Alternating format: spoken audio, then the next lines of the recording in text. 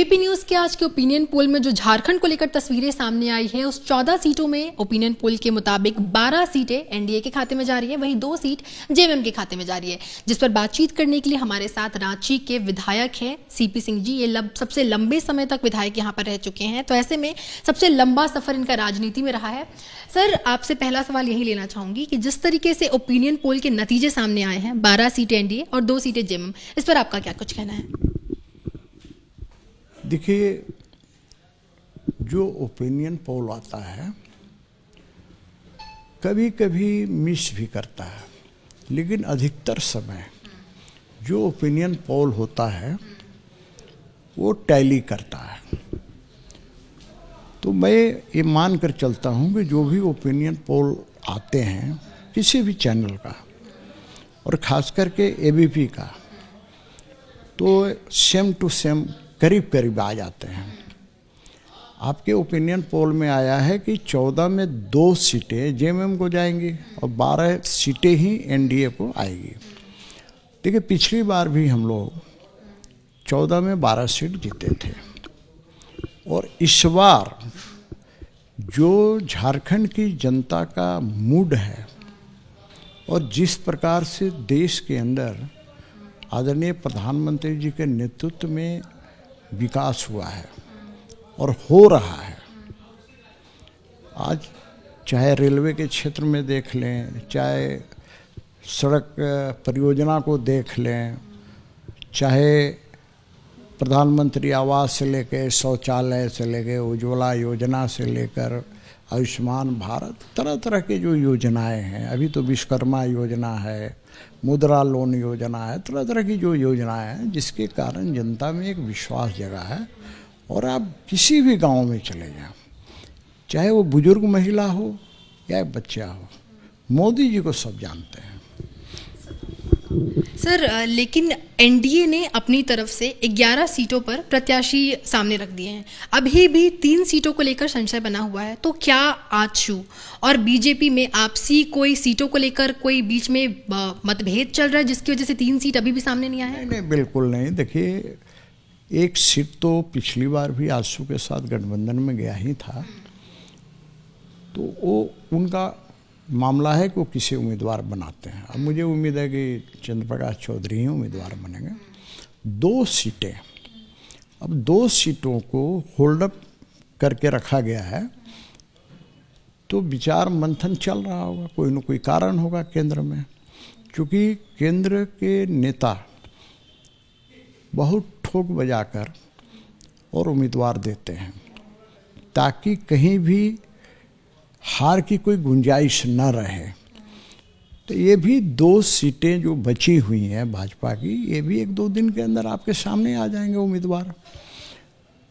तो मैं कह रहा था कि आज जिस प्रकार से जनता के अंदर एक उफान है इस चुनाव को लेकर और मोदी जी को वोट देने को लेकर, तो मैं ये कह सकता हूँ कि इस बार 14 में से 14 सीटें भारतीय जनता पार्टी एनडीए गठबंधन जीतने का काम करेगी। सर, हेमंत सोरेन की गिरफ्तारी और इस्तीफे के बाद एक बड़ा वो रुझान की भी तस्वीरें आ रही है जहां पर ये कुछ सामने आ रहा है कि हेमंत सोरेन के गिरफ्तारी के बाद लोगों के मन में उनके प्रति सहानुभूति है और ऐसे में सहानुभूति वोट में तब्दील होगी और एक बड़ी संख्या जो है वो जेएमएम यानी कि इंडिया गठबंधन की तरफ जाएगी। इसको लेकर क्या कुछ कहना है आपका? देखिए, जो जिन लोगों से आप मिलते हैं ना, यहाँ देखिए 2 तरह की चीज़ें हैं। एक तो यह है कि जो एक वर्ग है अल्पसंख्यक मुसलमानों का, वो भारतीय जनता पार्टी के विरोध में वोट करते हैं। दूसरा अल्पसंख्यक है क्रिश्चियन, वो समाज इस मामले में वो भी भाजपा के विरोध में वोट करते हैं, वो परगलाने का काम कर रहे हैं। आज एक आम आदिवासी जो है, जिसको यहाँ सरना आदिवासी बोलते हैं, आज वो भारतीय जनता पार्टी के साथ है। क्रिश्चियन न पहले था न आज है और न मुझे लगता है कि आगे रहेगा। तो ऐसी स्थिति में जो सहानुभूति दिखती होगी वो सारे के सारे क्रिश्चियन कम्युनिटी से बिलोंग करने वाले लोगों की ही सहानुभूति आपको दिखती होगी। बाद बाकी कोई सहानुभूति नहीं है। आप एक बात बताइए ना, कोई भी व्यक्ति क्या ऐसे लोगों को पसंद करेगा जिसके ऊपर आरोप लगे हों, कोई जेल गया हो? कोई भाई जबरदस्ती जेल नहीं किसी को भेजता है ना। बहुत से नेता हैं, तो ईडी कहीं छापामारी करती है, सीबीआई कहीं छापामारी करती है, इनकम टैक्स छापामारी करती है, तो सबके यहाँ तो करना चाहिए था। तो जिनके ऊपर कहीं ना कहीं आरोप लगते हैं, सूत्र लगते हैं, उसी के आधार पर कनेक्शन, किसका कनेक्शन है। कई बार आप देखेंगे कि सीए के यहाँ छापामारी हो रहा है। सीए का छापामारी इसलिए हो रहा है कि संबंधित नेता से संबंध है उसका, इसलिए उसके यहाँ हो रही। आप देख रहे होंगे पूजा सिंघल गिरफ्तार हुई, उस तो उनका जो सीए था उनके यहाँ से कई करोड़ रुपए बरामद हुए। तो मेरा ये कहना है कि इसलिए सहानुभूति नहीं, जनता पढ़ी लिखी है, अब जनता सब समझती है। अब ऐसा नहीं है, अब तो मीडिया इतना आगे आ गया कि इसके माध्यम से गांव-गांव में अभी सबके यहाँ कनेक्शन है, इंटरनेट कनेक्शन है, सब देख रहे हैं, तो सबको समझ में बात आती है।